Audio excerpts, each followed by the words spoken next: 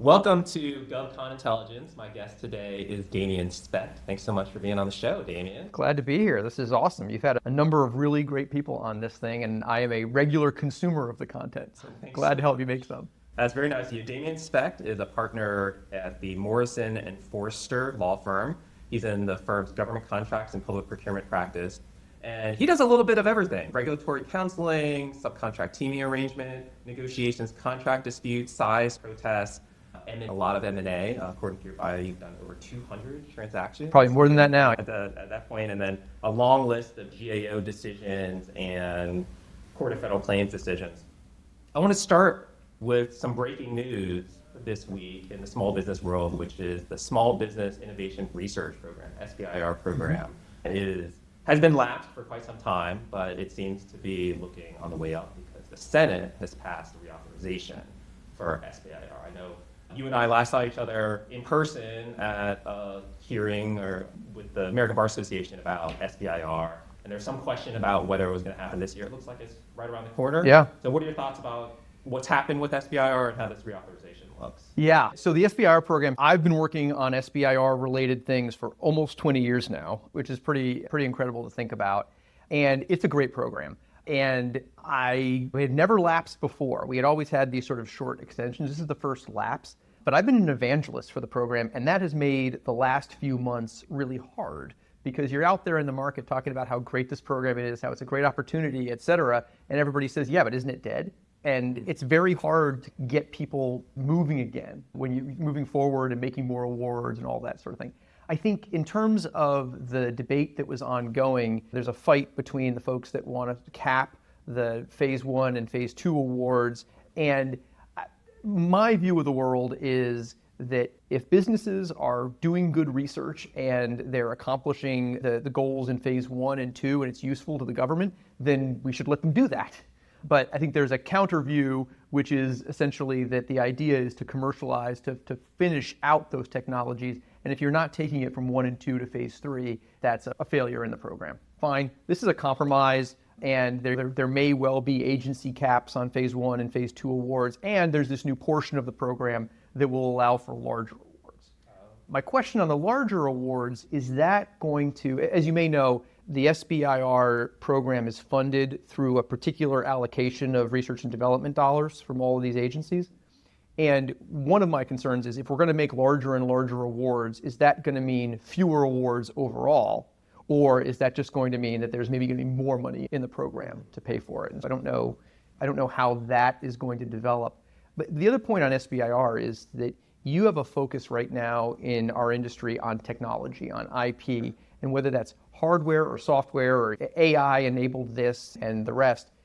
If the focus is going to be on technology, the early stage program that makes the most sense is SBIR. And we need to be out educating people on the program, driving more proposals. The way that you're going to disrupt the folks that win all the phase 1s and 2s is to have somebody else win phase 1s and 2s. Right.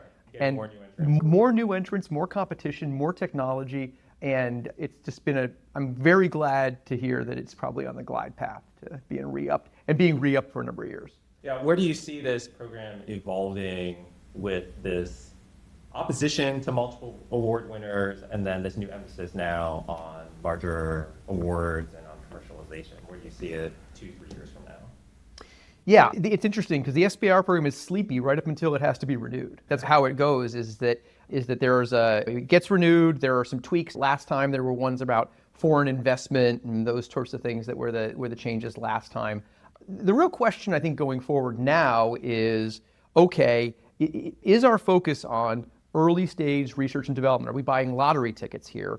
Or are we really ends-based and we're going to be focused on the end outcome? And these larger awards are an indication of an ends-based mindset that we really want to get to the end. And that's a policy choice that was way above my pay grade. But I do think that the purpose of the SBIR program is not to be just another procurement program. It's to do basic research and development that nobody else is going to bet on but the federal government. If you're in a place where venture capital will come and bet on your company, it's great to be in the SBIR program, but you're not the target audience, at least in my perspective. And I also if the goal is to cap awards to particular companies, I don't know how effective that is to implement, because they can just start another company. And I don't know if you're going to then track those people, and all of a sudden this starts to get very complicated very fast. Sure. Whereas I think if you do more to advertise the program internally and externally, I think there are more people on the private side that know what the SBIR program is than in the whole of the government. So if you do more to advertise the program, you get more people involved on both sides and run through Silicon Valley and you run through all the technology corridors that we have in this country. That's the solution rather than some arbitrary cap. Yeah, this is a good entry point to whatever it is, government contracting or grants. These are companies that have done many times no work with the federal government at all, and now they're being able to get their systems in place and get introductions to people, and then they can potentially be part of the industrial base. That's right. And the thing that we're assuming knowledge of, but let me actually emphasize it, is that SBIR phase ones are not necessarily winner takes all, right? The topic can come out and the government can make any number of awards on those. And so if you're an emerging small business and one path is to go beat Lockheed Martin, and the other one is to be one of 3 awardees on a $100,000 SBIR, there's one of those that is a far easier entrance point to the market. Certainly. So look forward to getting that passed and then getting the funding out for this fiscal year. I want to take a step back in your bio and mention that you actually started as a congressional staffer on the Small Business Committee. How has the experience of a congressional staffer changed, or maybe more broadly, if you can't answer that, how has the process for getting small business legislation through Congress changed since you were there? Yeah, you know the answer to this from your seat. So I was up on the Hill for a heartbeat while I was in law school. I was in the Senate Small Business Committee. I had the great pleasure to work for Kevin Wheeler, who is just one of those SBIR experts, and to work collaboratively with Max Kadalov, who is still working on SBIR stuff today. He was there as well.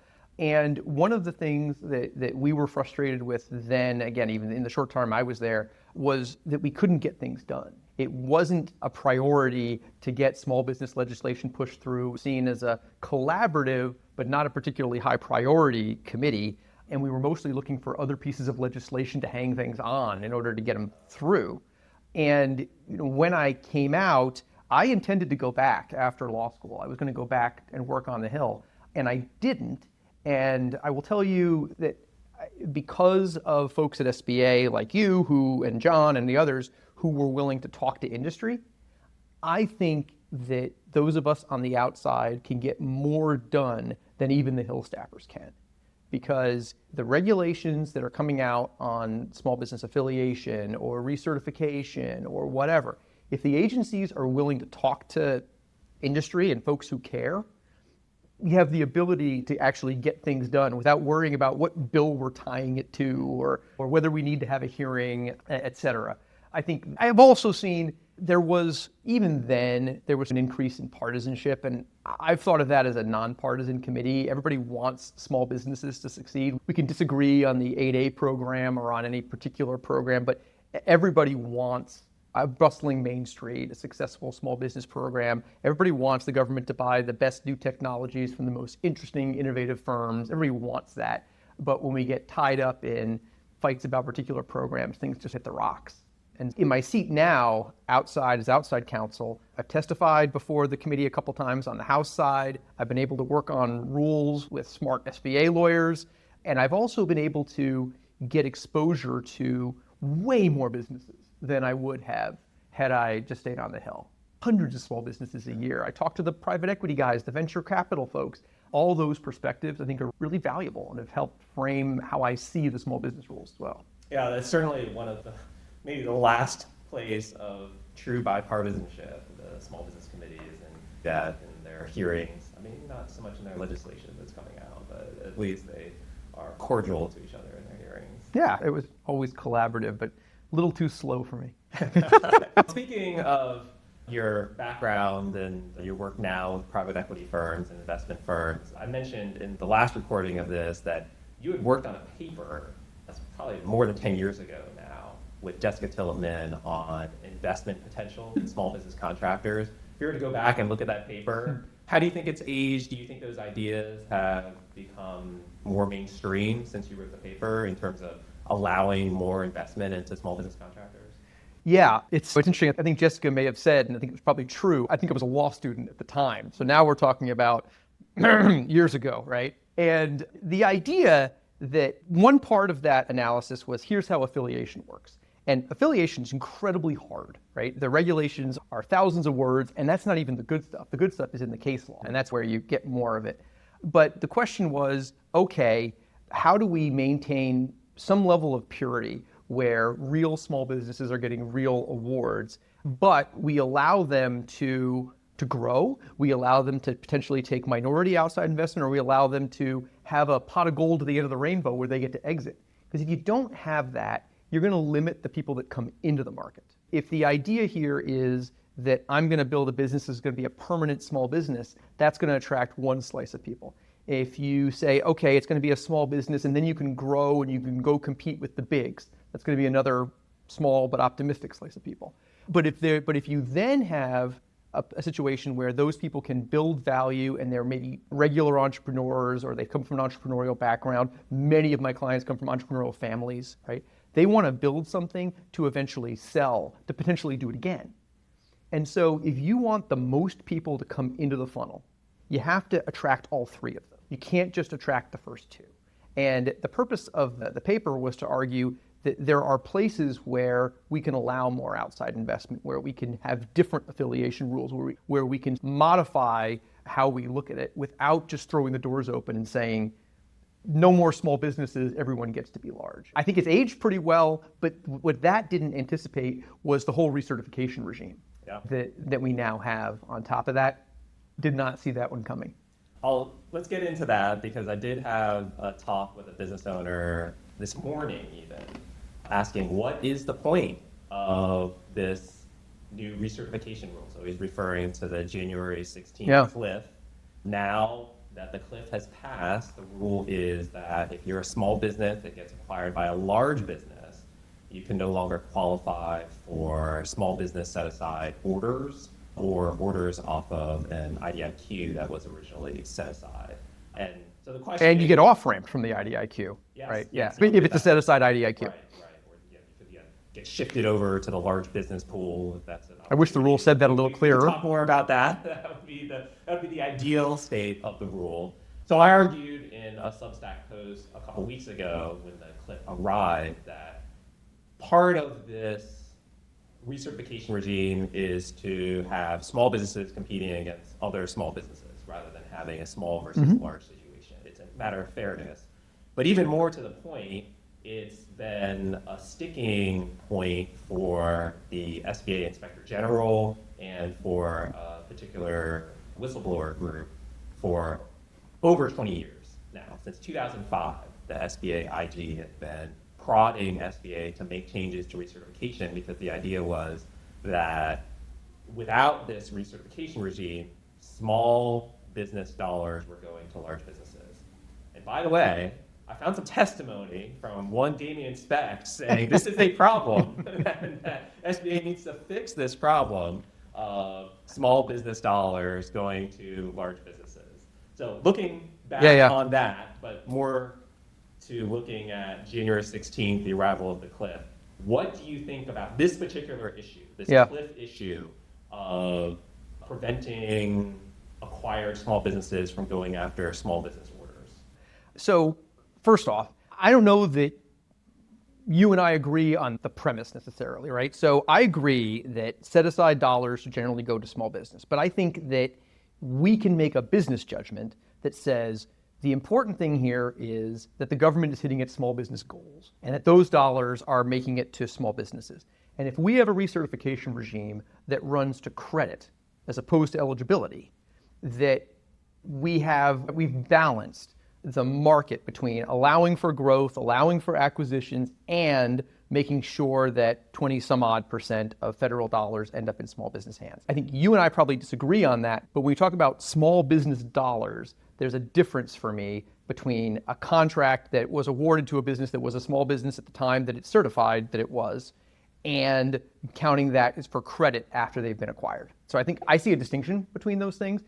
That is a policy call, right? That is not the outside counsel call, and it's not like it's illegal to do it that way. It's just a policy call. But the implication... It's also a technology call, though. Let me just mention that I don't know that it's actually technically possible to separate the credit from the eligibility. Please go ahead. I'm sure we'll solve that problem in good time. But because what worries me, and I will get to, I promise I'll get to the January 16th, but what worries me is a circumstance where you have the 180-day rule, right? Where a submitted proposal for a small business award that is a single award, not a MAC, right? If you recertify within the first 180 days as large, you are ineligible for award. After 180 days, you're eligible. And then if it's a MAC, you're ineligible no matter when it happens, right? What I worry about is a circumstance where I'm a contracting officer and I'm trying to let a procurement and I get X number of proposals. The procurement timeline is 6 months, a year, 18 months, CIO before the rest of our lives. And all that time, people are drifting off. We are getting less competition because the folks that the government would have awarded to are falling off. And once they win that award, then they have to recertify as large during the course of it. So now the awardees are trickling off. And what you're doing at the end of the day is not only reducing competition, which is a goal of the system, but you're also reducing the certainty for that contracting officer who's trying to make that award, trying to decide, hey, is this going to be a small business contract at all? Do I want to take that risk of having people fall off, or I just want to let it full and open? Okay, soapbox over with. January 16th rule. There was an anticipation that there would be a lot of transactions running up to January 16th because people were trying to get grandfathered in. Right. Some of that happened. I think there was less there for a couple reasons. Number one, totally unclear how any of this relates to the GSA schedule, right? I don't understand how it fits under the rule. And the GSA schedule is just a huge driver of business. If there's no certainty, I don't know if January 16th of 2025 or January 16th of 2026 is the cutoff date for that. So I think that was part of the issue. The other part is that 2025 was not a great year for government contractors. There's the direct impact of DOGE and the cuts that occurred there, but there's this more subtle impact, which is that a lot of contracts last year got extended. So the incumbent got extended, but there was not a recompete. And that may have been intentional, it may have been because of a lack of staff, who knows, but it is what happened. And as a result, it's very hard to sell a business with where I say, oh, I've got this contract for another 6 months, as opposed to I won the recompete, I have it for another 6 years. And so there were a number of transactions before that date, but I think the overall impact of those two things really stopped that from occurring. Now, what's going to happen going forward? We're going to have to figure out how this rule works, right? So I did the math. This rule, the 125.12 is 1,684 words. Okay. Yeah. Just over 1,000. 121.404, the other recertification rule, 1,274 words. That's a lot to go through. Uh-huh. Good for lawyers.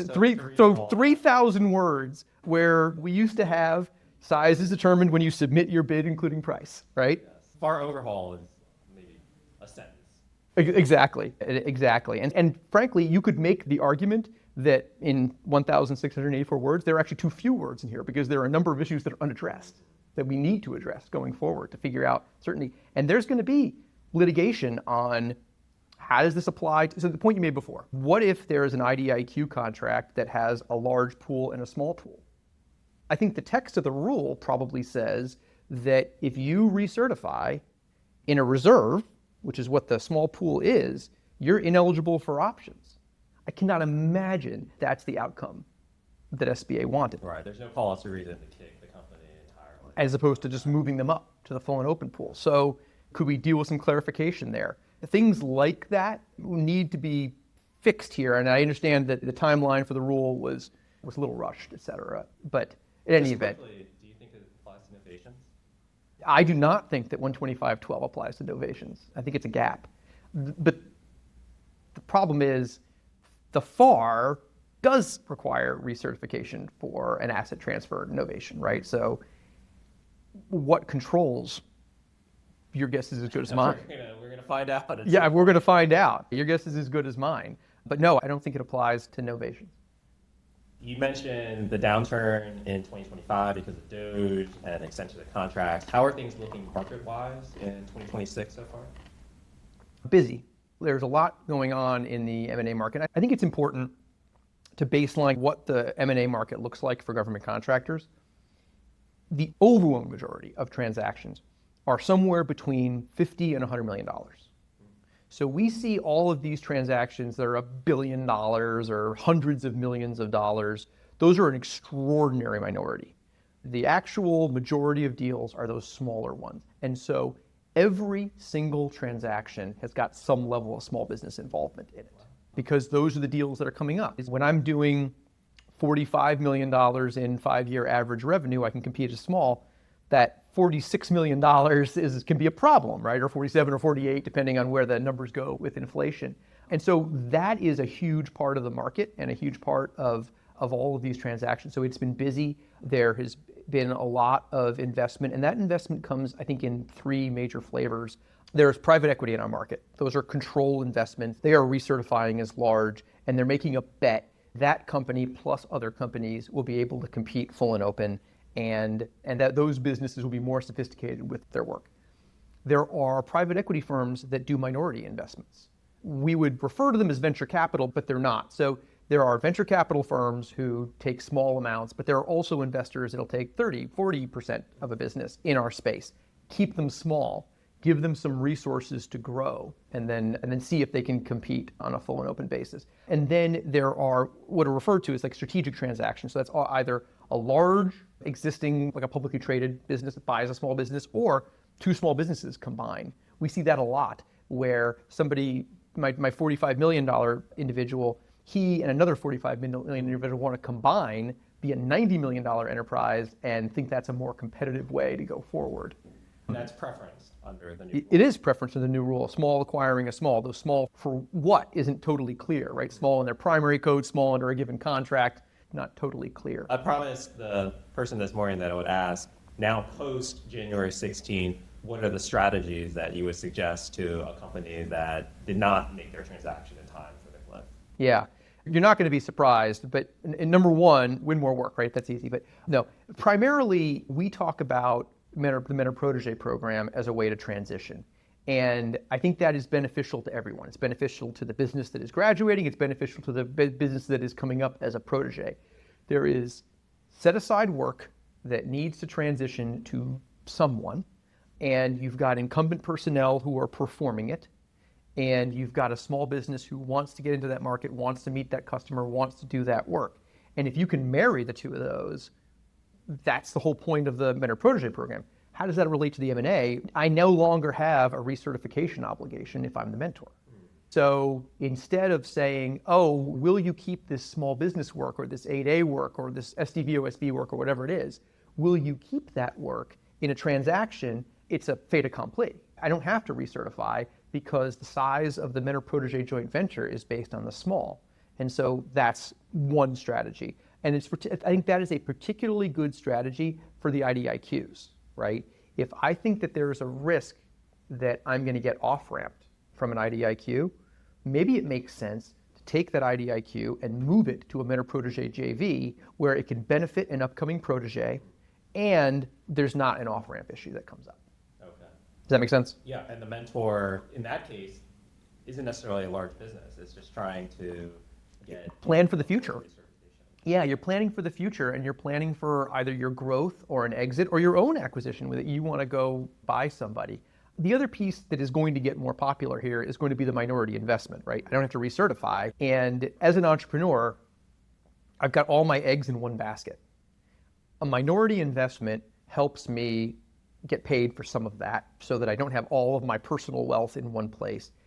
It gets me connections to the minority investors, connections, and if it's a venture capital person, it gets me involved in all of the different businesses that they invest in all of those technologies, or it gets me connections to folks who have done this before, who have ridden the ride before, been entrepreneurs before, and it can get me access to professionalized staff, a new CFO, a new chief growth officer, or something like that. There's a ton of benefits that come from that, and that is going to be a more attractive option going forward for folks who didn't transition. That's interesting that those are the collateral benefits of getting minority investment. When I was at SBA, there was a policy effort to open up all of the programs to additional minority investment. We changed what's called the extraordinary circumstances, essentially allowing for more supermajority requirements. Has that shifted the market at all? Have people taken advantage of that? Does it matter? Big change, right? So it used to be that all of the programs had slightly different rules. And it was hard to know if you were going to make a minority investment, how that would work.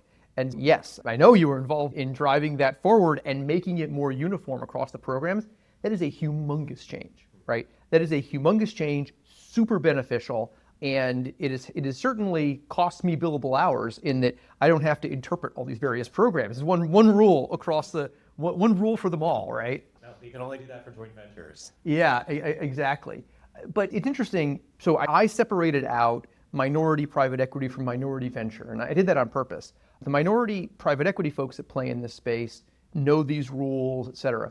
But there's a whole other group of businesses, and we think of them as Silicon Valley, but they're all over the country.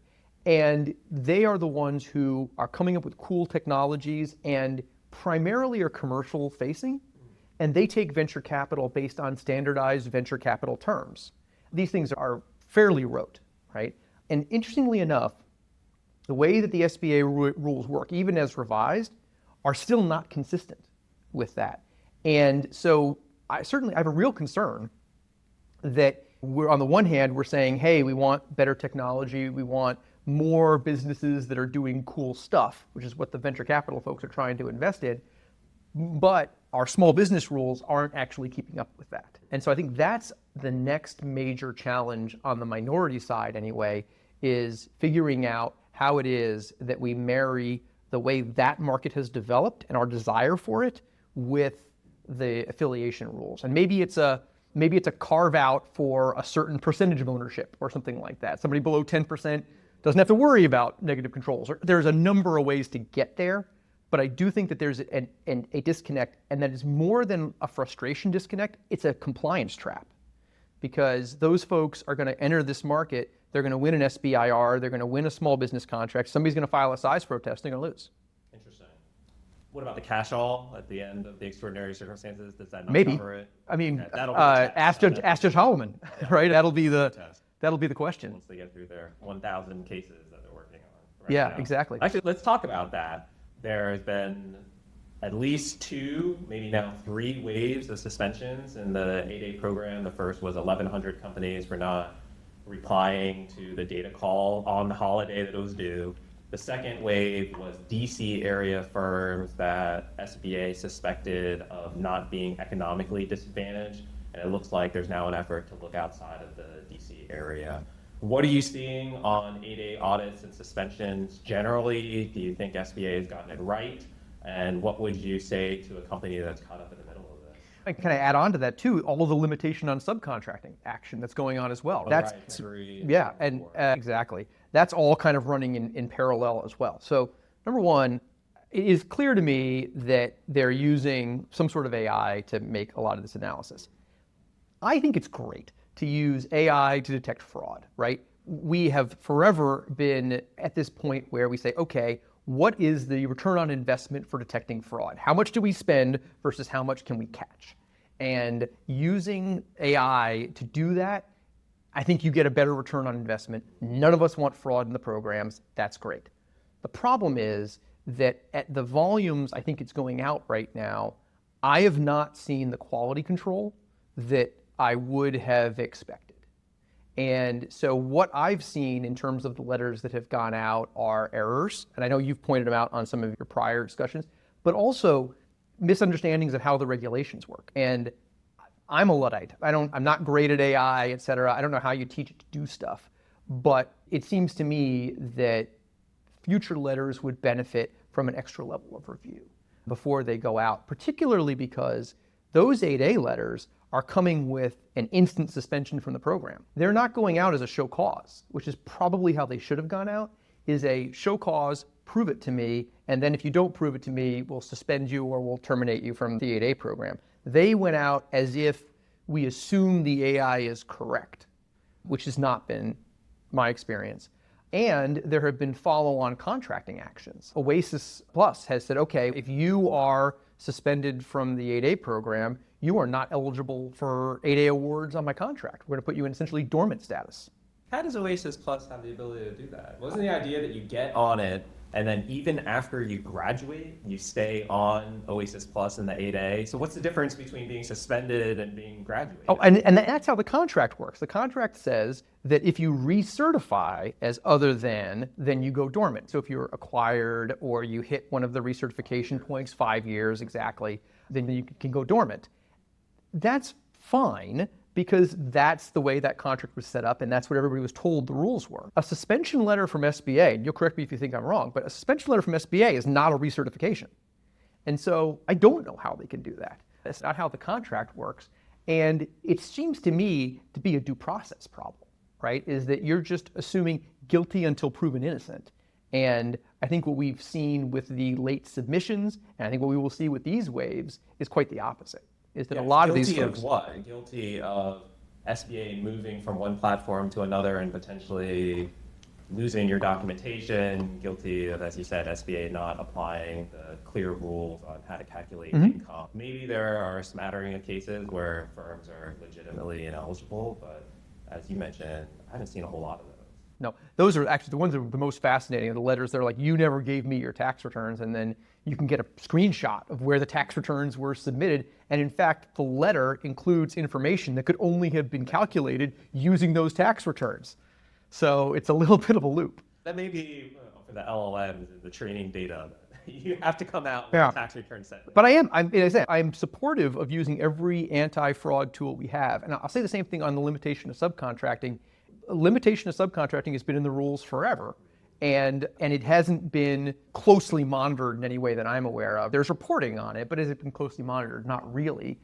Great. But to your point, there are exceptions, right? There are exceptions for ODCs. There's exceptions if you're looking at a services contract versus a production contract, right? There's all of these exceptions, and it's not clear that those are being applied consistently with the right level of human interaction. Yes, and they never mentioned the non-manufacturer rule, which is a big exception, limitation of subcontracting.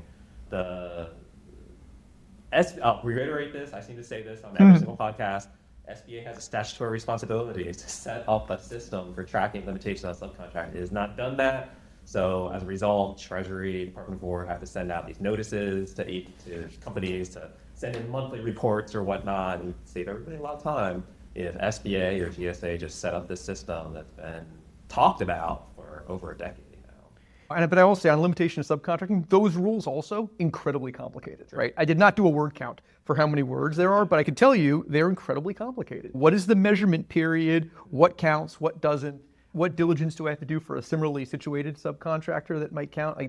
Those rules are incredibly complicated. And I do think that there is space for reshaping the SBA rules to make them a little simpler, a little bit clearer for people. Because I think what happens is over time, they start simple, and then over time, you address different problems, and every once in a while, it's probably worthwhile to give some thought to how we might clarify and simplify.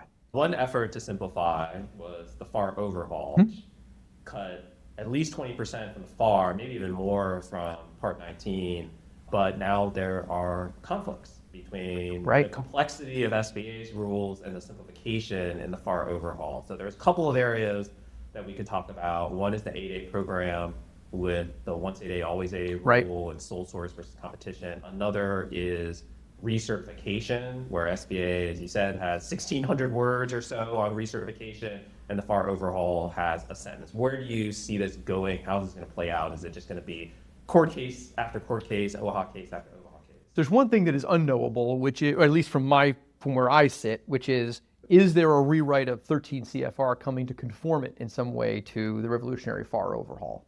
And I don't know the answer to that. I don't know if that's the way this is going to go. Color me skeptical that's the way that's going to go. I'm sure there will be revisions to 13 CFR, and there's discussion of the potential rules coming out soon. But I think those things are in conflict at the moment. And you're right, in important ways. Somebody's going to try to move a contract out of the 8A program and move it to a service-disabled veteran or HUBZone or woman-owned small business, some one of the other small business programs. And will SBA take a stand on that and say that's inconsistent with 13 CFR, and what wins in that instance? Show me the release. Where did SBA release this? Exactly. It's not automatic, and we cannot wish into being the world that we want. And I think that's part of what the revolutionary FAR overhaul was doing, is saying, here's what we want the rule to be, and that's great. But you need to figure out how those two rules work together. And But the FAR and 13 CFR have been inconsistent for years. It was pre-revolutionary FAR overhaul but in the other direction, which is to say that 13 CFR was coming out ahead, was making new rules, and the FAR Council was not getting around to implementing those rules. And so that's been inconsistent for years. And at least the default has been to apply the more specific SBA rules. But I don't know if that's been litigated. On the recertification question, if a client comes to you and says, I got acquired, I need to figure out which rule to follow, what are you telling them?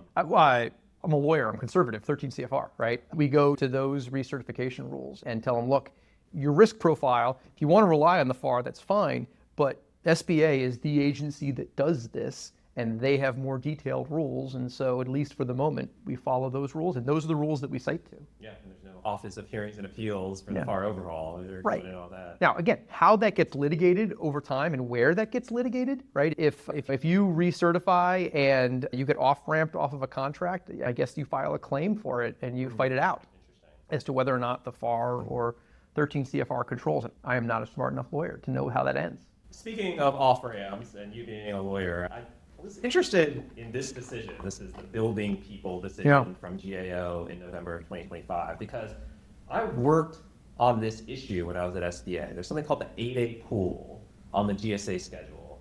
And similar to what we were talking about with OASIS Plus, the idea was you get on the 8A pool, you stay on the 8A pool for competitive, even if you graduate from the program or you become other than small. You do have to be in the 8A program for sole source, but for competitive, you can stay in there. That question came up before Department of Energy, and you represented a company called the Building People, which was on the 8A pool, and they were excluded anyway. Yep. Because of, not really clear, maybe a question of their size or their eligibility, but essentially the agency said, it says you can stay on, but you don't really have to stay on. And it's worse than that. It is worse than that. The RFP actually said we're not requesting recertification, and in Q&A, the agency said you just have to be in the 8A pool. And to your point, I don't think there's any argument that the building people were in the 8A pool. So how do you get to a result where they get excluded? And procedurally, the answer to that is the agency refers the matter to SBA for an 8A determination. Okay, but that's not what you said you were going to do when you set up the competition, and bids are not free. There is not only the cost of preparing the bid, but there's the opportunity cost of, if you had told me this was the rule, maybe I would have bid as a subcontractor. And so when an agency does that, when they do something that is contra to what they've announced for the rules of the competition, that seems like a protest to me, like an issue, a problem. And yeah, the GAO's conclusion was just that it says that they have to get a SBA opinion under these circumstances, but it doesn't say they can't just do it every Tuesday because they choose to. And so we lose on that basis. That's not very satisfying. I think as a policy matter, as a sort of a bidding and proposal matter, it's not a very satisfying. It doesn't give any company certainty, and it seems like SBA was very active in this for whatever reason. It seemed like it really caught their attention. Yeah. And it raises questions about this OASIS Plus scenario too. Can they get around the strict language of the contract, as you mentioned, just by pointing to this case? Not only the contract, but the task order, right? The task order said no recertification. On the Q&A. Yeah. Let's talk about proposed rules. SBA is coming out with a proposed rule sometime soon. They already presented it to the White House Office of Information and Regulatory Affairs. What do you want to see in that proposed rule? Yeah, probably not what's going to be in it is probably the short answer, because I made the point a couple of times here that I think clarity, simplicity, uniformity, all the things that put me out of a job are the things that I'm looking for in the regulations. And that takes time, and I think it takes interaction with industry to figure out, hey, where are the pain points? And that was something that SBA in prior years was great at, was, hey, industry, what sucks? What is not working for you? Where are the problem areas? And so if it were me, yeah, I think I would see more work on recertification and minority controls and some cleanup of things that are outdated that we can address in other areas. That's probably not what we're going to see. I think what we're going to see is very likely a focus on the 8A program that has been a consistent focus here. And in truth, the 8A program has not been reformed in a while. And the thing I would like to see is reform on the HUBZone program, because that has been tried over and over again, And every year the government doesn't hit its HUBZone goals, in part because, and I hear this from clients, it is basically impossible to comply. 35%. Yeah.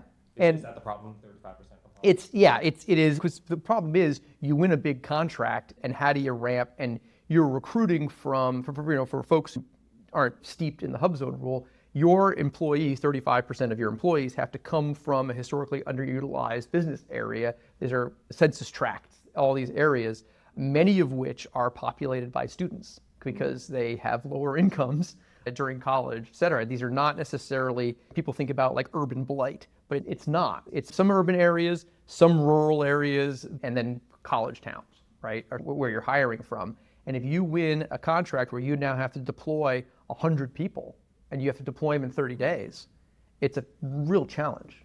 Yeah, it's not meant for modern day contracts. Most of these contracts are service contracts now. It doesn't Right. really make sense to have that same.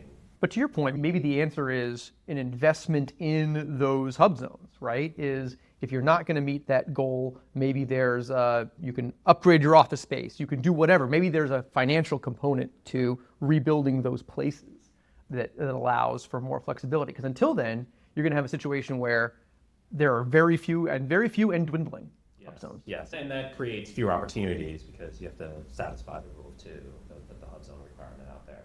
Did want to run this one question by you.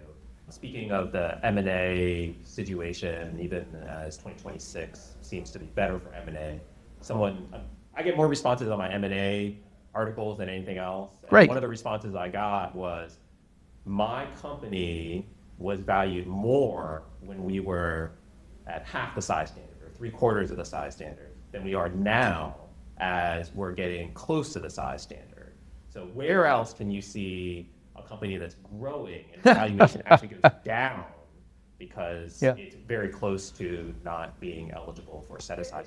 It's not only that, it's that they're eating their backlog of their small business wins. So if I'm an outside investor and I'm looking at your single award small business contract, if I've got 5 years left on it, it's got a value. If you got 18 months on it, it's got a different value, right? And so as you get closer to that line, the can you win this on recompete question becomes much, much harder. And you don't have that tail to transition you through. But the answer is, and all the smart people in this industry say, run a business, don't participate in a program. And so the way out of that is to diversify your base, right? To use them in a protege program, use subcontracts where you're the sub to complying with the limitation of subcontracting, but you're the sub to a small, right? Make your revenue less small business dependent, right? One. Number two, while you are still small, and I'll tie this to the beginning of our conversation, participate in the SBIR program.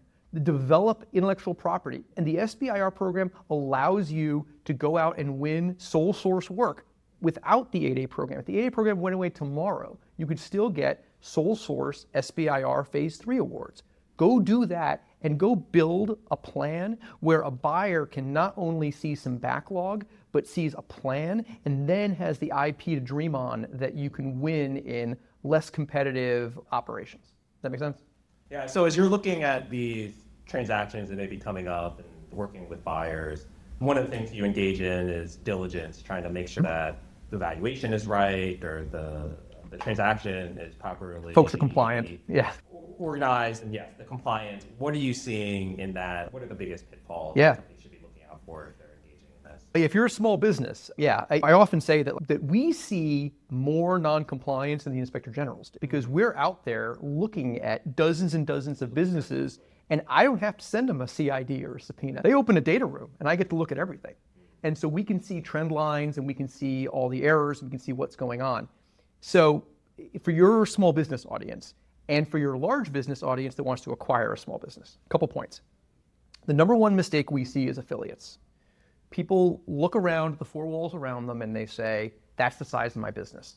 But they forget that they own another business over there and their brother owns another business over there, or maybe they've got a parent corporation, right? We see that all the time with subsidiaries of larger corporations. They just say, oh, Sam asked me, not Sam, you, System for Award Management asked me how many employees I have. I know how many employees I have. At subsidiary, I've got 50 people on the payroll. So they put in 50. And that auto-populates the small business representations. what Sam wants them to do is to go look up and go all the way up the chain to be able to calculate that. But that's not intuitive. And it's not the obvious answer. And for you and me, it is, because this is what we do for a living. For somebody who's out there trying to actually run a business, it's not. So we see that a lot. And the same thing ties back to the venture piece, which is if you have taken even small minority money, but with the wrong negative controls, you can run into the same affiliation problem. So I would probably clean that up.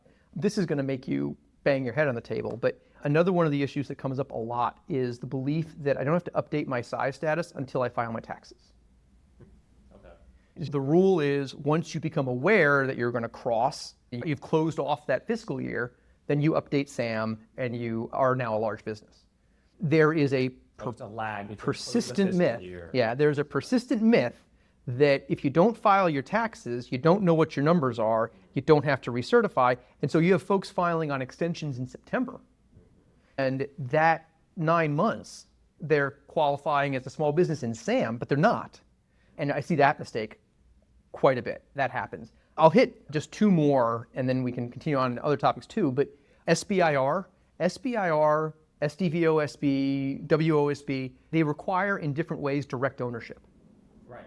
We see problems with that all the time because folks go to a tax lawyer or an estate lawyer that says, hey, if you organized this way, it would be more tax efficient. That may be true, but it is non-compliant with those programs. And that's got a really long tail because that's going all the way back to when you made that change. Yeah, exactly. And we see it in the SBIR program a lot, and we see it on occasion in some of the other programs. The SBA certification process has weeded a lot of that out, but it still exists. And so the important part there is just if you are restructuring your business, have a government contracts lawyer, have a small business lawyer to look at it. The last topic I'll hit is JVs. OHA has like no patience for errors in joint ventures, right? There are the requirements and those have got to be hit, and you've got to update it every time you submit a bid because you have to actually break out how the work share is going to look. The regulations say you got to identify the work and the materials and the locations, and the only way to do that functionally is to update your JV agreement every time you bid. A lot of times, folks go to their lawyer, they get a great JV agreement, it's right for the first contract, and it's wrong for every contract after that because they don't update it. And you've got issues that you will lose a size protest on that basis. The other JV issue that comes up is really esoteric, but the way that you calculate revenue coming from a mentor-protege JV or any JV, it's not the intuitive answer, right, is, oh, okay, I got a subcontract from the JV and I count that as income. And the other party got a subcontract from the JV and they count that as income because the JV is unpopulated. But that's not how the regs work. If there is other income in that JV, there are other subcontractors, et cetera, you need to divide that revenue and allocate it to the parties. That is not an intuitive outcome. And people get caught on that as well. Oh, interesting. So they don't realize that's the way the SBA JV rules work. It's all stuff that's not intuitive that the policy rationale makes perfect sense. It's just not. If you told a man on the street that, they'd go bang their head on a wall for a while. We have to do some education. Yeah. To put this out Well, there. this is part of why I'm thrilled to be on this. Not only because of the folks that you've had on it before, but that, hey, we can do some education. That's great. Thanks so much for coming on. How can people find you? Yeah, on the web, the picture's a little old, the bio's a little old, but if they want to email me, my email address is dspecht, so DSPECHT, at mofo.com. That's mofo.com for real. Morrison Foerster. That's a great abbreviation. Damien Specht, thanks so much for being on the show. Thanks for having me. This was awesome. Thanks, everybody.